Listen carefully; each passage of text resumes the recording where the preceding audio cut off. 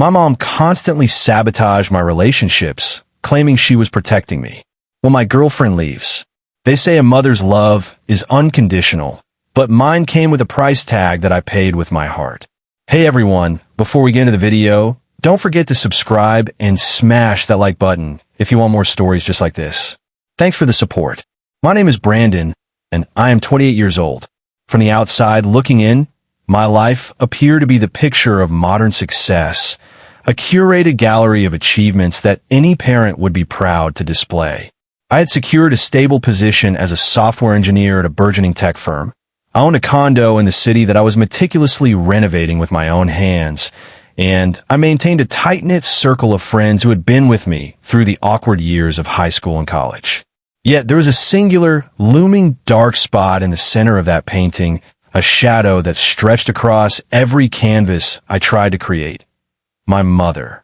She was a woman who had spent the majority of my life cloaking herself in the heavy armor of a protector, insisting to anyone who would listen that the world was a vicious, predatory place designed specifically to tear apart men like me. This wasn't just standard maternal worrying. It was an obsession, a consuming fire that burned anyone who got too close. She positioned herself as the gatekeeper of my happiness, the only person on earth who truly knew my best interests, the sole arbiter of who was worthy of breathing the same air as me. And for a long time, because I was raised in the echo chamber of her voice, I let her believe that for me. Her particular fixation was my romantic life. To hear her tell it, every woman who crossed my path was a potential agent of chaos, a mercenary in disguise waiting for the moment to drain my bank account and shatter my soul. She didn't just dislike the women I dated. She actively sabotaged them with a precision that was terrifying. She would accidentally send old photos of ex-girlfriends to new ones, or show up at restaurants unannounced to regale my dates with humiliating, detailed stories from my childhood that I had begged her to keep private. She called it vetting. I called it suffocating.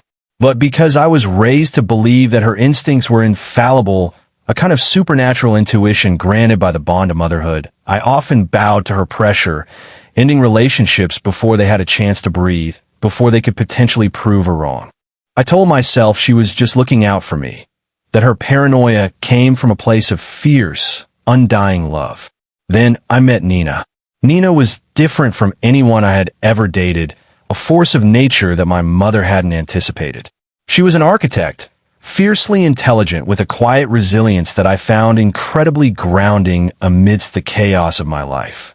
She didn't seem impressed by my job or my prospects. She was interested in me, the person behind the credentials, the guy who liked bad sci-fi movies and hiking. When I introduced her to my mother, I did it with a sense of dread, waiting for the inevitable onslaught of criticism. Surprisingly, the dinner went well. My mother was charming, smiling, and attentive. She asked Nina about her career, her family, and her dreams. I walked away from that evening feeling a weight lift off my shoulders. I thought that finally, after years of searching, I had found someone who could pass the impossible test my mother had set. I should have known better than to trust the silence before the storm. The honeymoon phase with Nina was everything I had ever wanted. We spent our weekends exploring hiking trails, trying new recipes, and discussing our future with a candor that scared me, but thrilled me. It felt organic and real. However, back in the shadows of my life, my mother was already at work. It started subtly, a few days after that initial dinner. I went over to my childhood home to help fix a leaking faucet, and as I worked under the sink, my mother leaned against the doorframe, her voice laced with a feigned concern that I had become an expert at detecting. She told me she had been doing some research on Nina's family. She claimed that Nina's father had a history of financial instability, insinuating that the apple didn't fall far from the tree. She pointed out that Nina was an architect, a profession she claimed was notorious for attracting people who cared more about appearances than substance. When I defended Nina, my mother held up her hands, the picture of innocence. She said she just wanted me to be careful, that she had noticed a specific look in Nina's eyes, the same look she had seen in the women who had hurt me in the past. At first, I brushed it off. I knew Nina. I knew her heart. But my mother is a master of psychological erosion. She didn't attack Nina directly. She attacked my perception of reality. Every time Nina and I had a minor disagreement, a missed phone call, or a difference in opinion about a movie, my mother was there to magnify it. She would interpret Nina's independence as distance, and her ambition as greed. It was a slow drip of poison into a well of clean water. I began to watch Nina differently, looking for cracks that my mother had insisted were there. The tension began to bleed into my relationship with Nina. She noticed I was distracted, that I was asking strange questions about her spending habits or her intentions. When she asked me what was wrong, I lied. I didn't want to tell her that my mother was planting seeds of doubt in my mind because I knew how insane it sounded. I didn't want to be the guy who couldn't make a move without his mommy's approval. So I stayed silent, and the silence created a wall between us. My mother, sensing the distance growing, smiled to herself, knowing her plan was working better than she could have hoped. As the months wore on, the dynamic shifted from subtle suspicion to active manipulation. My mother began inserting herself into our plans with increasing frequency. She would call me in the middle of dates, claiming it was an emergency, only to ask what I was eating or if I had locked the back door. If I tried to set boundaries, she would weep, telling me that I was abandoning her just like my father had, a low blow that never failed to make me feel like a monster. She weaponized my guilt, using my own empathy against me. During this time, Nina became increasingly frustrated. She couldn't understand why my mother was so involved in our lives. But more than that, she couldn't understand why I wouldn't stand up to her. I remember one specific evening when Nina came over for dinner, planning to discuss a vacation we wanted to take. My mother dominated the conversation, complaining about her health and her finances, effectively rendering Nina invisible. When Nina tried to steer the conversation back to our trip, my mother made a snide comment about how expensive travel was and how responsible people save for a house instead of throwing money away on experiences. I sat there, frozen, caught between the woman I loved and the woman who raised me. I didn't defend Nina. I didn't tell my mother to stop. I just stared at my plate, feeling the heat of Nina's glare on the side of my face. After dinner, Nina and I had a massive fight in the car. She accused me of being a coward, of being too terrified of my mother to ever truly be an adult. She told me that if I didn't set boundaries, she couldn't be a part of the relationship. I promised her I would do better. I promised her I would talk to my mother the next day and make it clear that we were a package deal. But I never made that call. Instead, I went to my mother the next day, seeking comfort, seeking reassurance that I wasn't a terrible son. And my mother, seeing her opening, took it. She told me that Nina was trying to isolate me, that this was the classic tactic of a controlling partner. She convinced me that Nina's anger was actually a sign of instability. She told me I was lucky to have a mother who cared enough to see the truth. And just like that, I was pulled back into the web.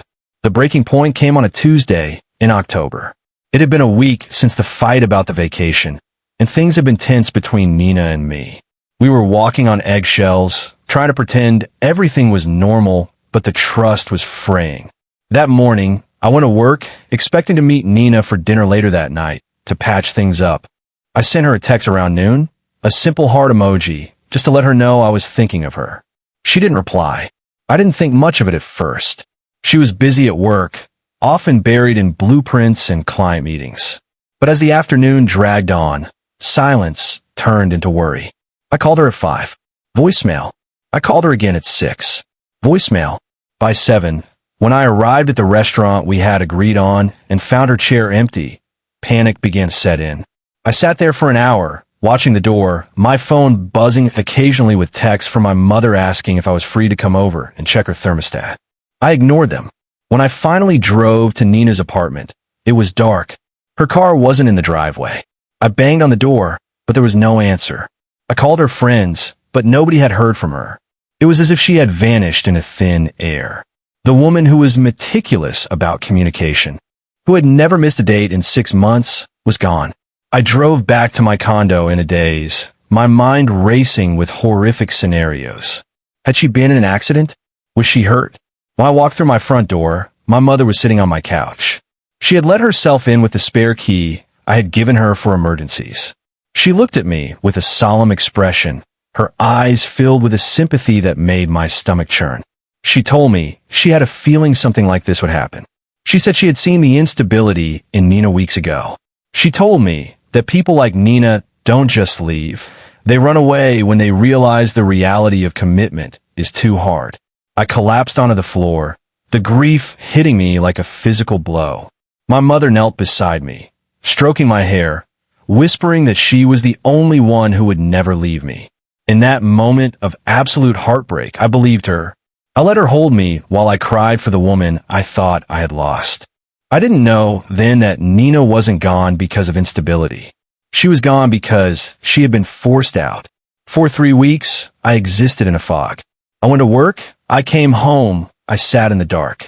My mother was a constant presence, bringing me food, cleaning my apartment, hovering over me like a wraith. She seemed to revel in my misery, proving her point that love was dangerous and that she was the only safe harbor.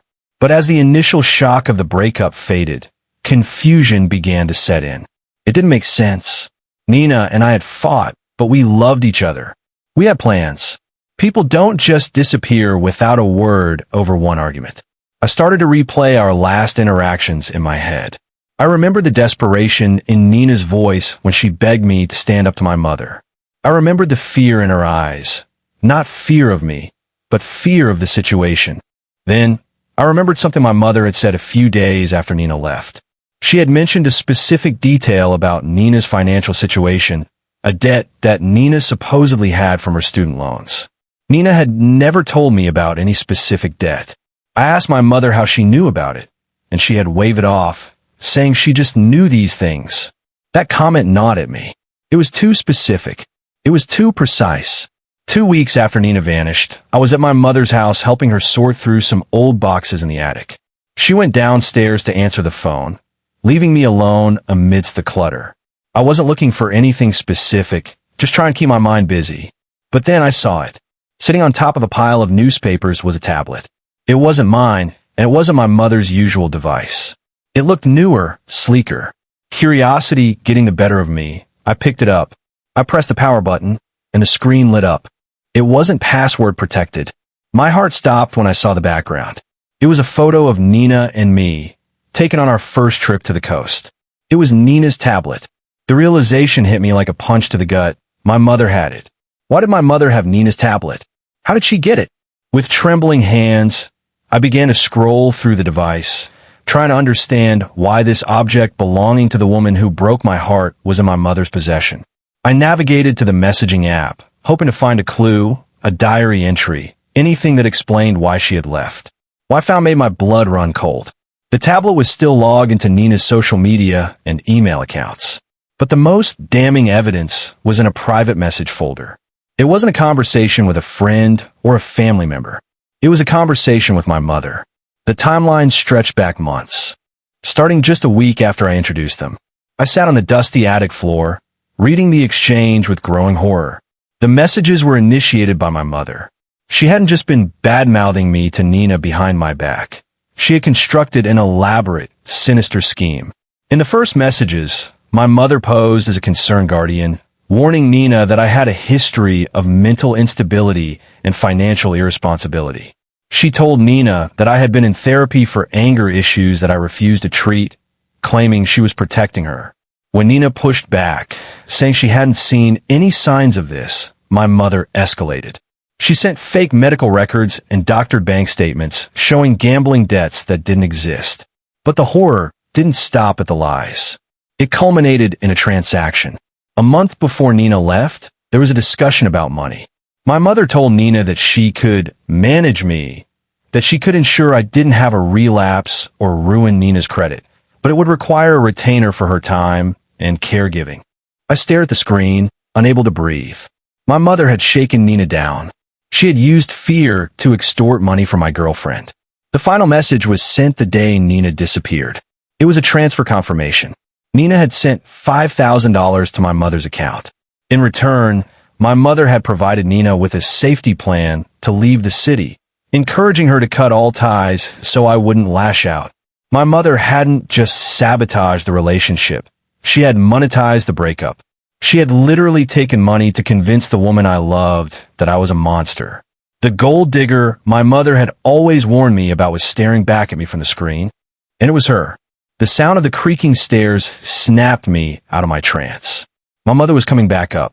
I quickly took photos of the messages with my own phone, my hands shaking so violently I almost dropped the device. I closed the tablet and placed it back exactly where I found it, my heart hammering against my ribs like a trapped bird. When she walked into the room, smiling and asking if I wanted tea, I saw her differently. The mask of the loving, protective mother had dissolved, leaving only the face of a greedy, manipulative stranger.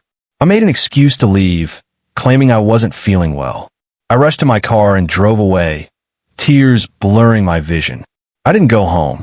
I drove to a hotel, needing to put distance between myself and the woman who had raised me. I spent the night reading the screenshots over and over, letting the reality sink in. Every relationship she had ruined, every friend she had alienated, every doubt she had planted in my head, it was all part of a pattern to control me and to feed her own sense of superiority and greed. The next morning, I did the hardest thing I have ever done. I contacted Nina using the information on the tablet. I sent her the screenshots. I told her I was sorry, that I had been blind, and that I didn't know about the money or the lies. It took days, but she finally responded. She was heartbroken, not just by my mother's actions, but by my failure to protect her. She told me she had paid the money because she was terrified for my safety, believing my mother's lies that I was on the verge of a breakdown. She left to save me, or so she thought. We haven't gotten back together. The trust was shattered too completely, but the closure was necessary. As for my mother, I cut her out of my life completely. I changed my locks, blocked her number, and informed my family and friends of what she had done. She tried to reach me, showing up at my work, screaming that I was ungrateful, that she was the only one who loved me. But the spell was broken. The cost of her betrayal wasn't just the loss of my girlfriend or the money she stole. It cost me my past, my innocence, and the image of the one person I thought would always be on my side. I am rebuilding my life now, learning to trust my own judgment for the first time. It is a slow, painful process, but for the first time, the path ahead is clear, and it is a path I walk alone, free from the shadow of her control.